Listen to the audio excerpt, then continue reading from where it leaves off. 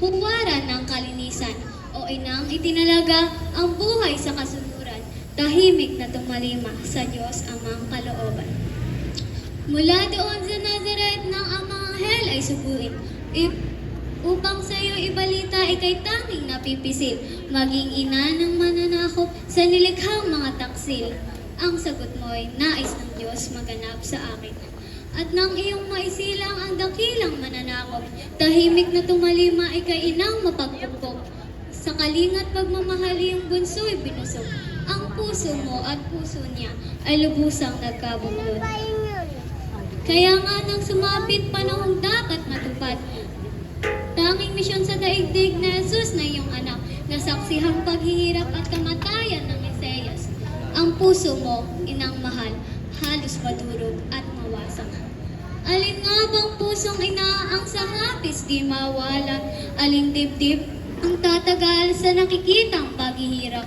Buong tatag mong tiniis pagkat ito ang siyang hangad ng Diyos amang dinais, mga nilikhay di mapahamak. Ngunit ngayon, bunying berhen, ang liwanag ay sumilay. Masdan mo ang iyong anak na nasa iyong harapan. Katulad ng sinabi niya ay siya'y muling mabubuhay upang bunga ng pagtubos maging ganap na tagumpay.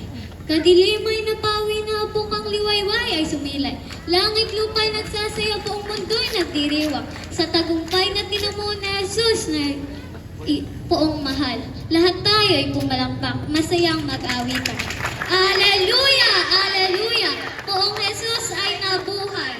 Buhay! Buhay! Buhay kailanpaman. Si Jesus ay buhay. Buhay kailanpaman.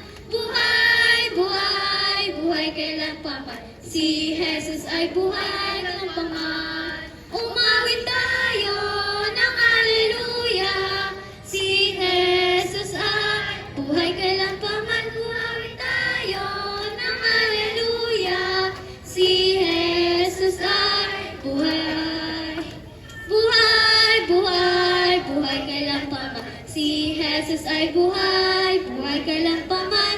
Buhay, buhay, buhay kailanpaman. Si Jesus ay buhay, buhay kailanpaman. Umawit tayo